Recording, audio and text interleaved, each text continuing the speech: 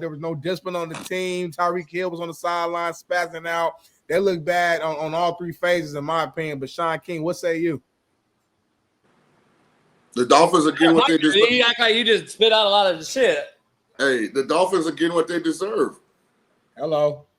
Mike McDaniel should have never been considered for an NFL head coaching job based on his resume at the time of getting the Miami Dolphins. So this is exactly what they deserve, and this is what they're getting. And I'm saying this, unless they catch somebody that's riddled with injuries, the Dolphins could very well go 0-17. They're that bad. And they got a bunch of guys who are going to start checking out because they don't think the team's going to be good. 0-17. They could definitely start teetering with that. They are awful. It's a mic drop, Jason. Hey, I'm just telling you right now. I've been telling you that, and especially on the road, that was a lock pick. I'm just telling you. There's no way. Mike McDaniel's too soft. There's no way. Shaun, I don't know. Listen, I showed a picture earlier. One guy got fucked by the organization, and the other guy's fucking the organization, and it's real clear right now as to who that is. Mike McDaniel, I think he's on the Eberflus track. There's no way he makes it through the season. Agree or disagree? Man, with that GM, who knows? That's Greer, right? Yeah. Who knows? I mean, Brian Flores was so right in every way. He did not want Tua. Now they stuck with a guy that's a bottom third of the league quarterback from a ability standpoint in 2025, and below that from a talent standpoint, who's on a monster, massive deal that Mike McDaniel convinced the organization to give him. And listen, no offense to Mike McDaniel, I'd have took the job too if they offered it to me, but he should have never been in the running. He had done nothing on his resume that said he was in line to be a head coach in that league. Nothing. Yeah, I agree. I don't understand it. But again, that's why coaches title guys as coordinators. It's called titled OC, titled DC, so they can get them jobs. That's just is what the business is. There's no shape, way, or form that this guy called one play in San Francisco. We all know that. Just like Kevin O'Connell did not call one play in L.A., just like the OC for the Houston Texans right now, who's a McVay guy who was the quarterback coach, helping out with the wideouts, and my boy, there's no way that he called a play. But guess what? They get jobs because coaches title them coordinators. That's just what it is. And so I actually like Kevin O'Connell, though, with the Vikings, but I hear you. No, I do. But I'm not saying I don't like him. I'm just saying he didn't call no plays. Right. No, he got the job, though. Let's just say if Kevin O'Connell was just the quarterback coach, he's not the head coach for the Minnesota Vikings right now. Right. The title matters 100%. Yeah. So Brian Flores looks like KD a little bit. Durant? In this picture. I don't know. If you do a quick little. He do a little bit. A little bit.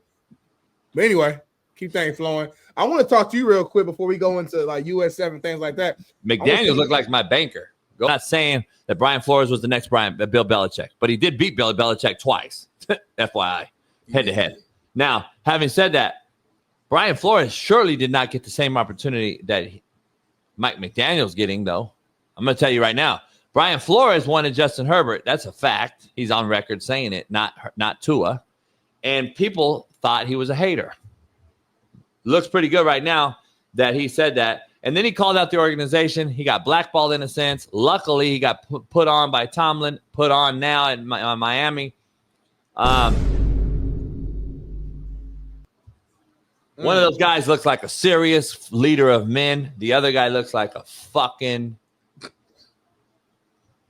hey, may they. Let's be honest. And there's just no way, Smitty, no fucking way that they're listening to this guy in the locker room.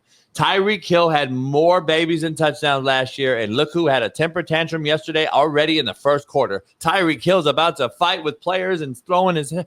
Like, it was ugly to watch. I have all the games on all the time. I'm watching. I'm like, oh, here's Tyreek already bitching and moaning. And I'm like, oh, shit, he'll ask for a trade this week. Don't be shocked if Tyreek Hill asks for a trade sooner than later.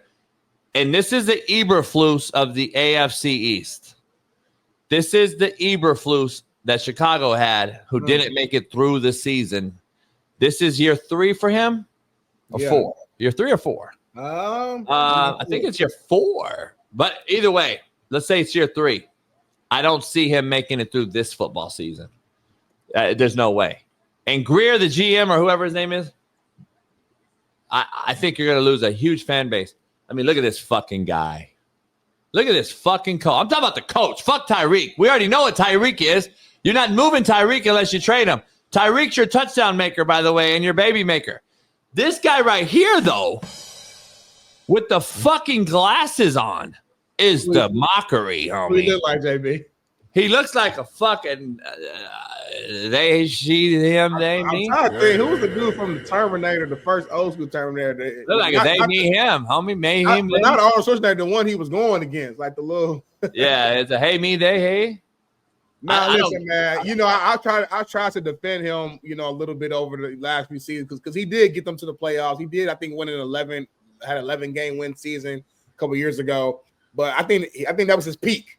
And I think at the time, teams were trying to figure out who he was as a head coach. They didn't understand the schemes, all this and that and the third. But now he's figured out.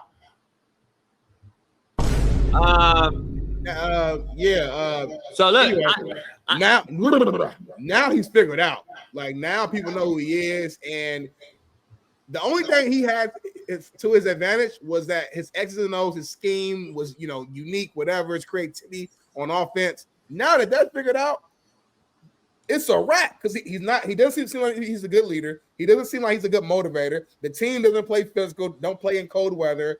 He's a not non-serious individual. So now the fact that the only weapon you had was your creativity on offense, and it seemed like you lost that.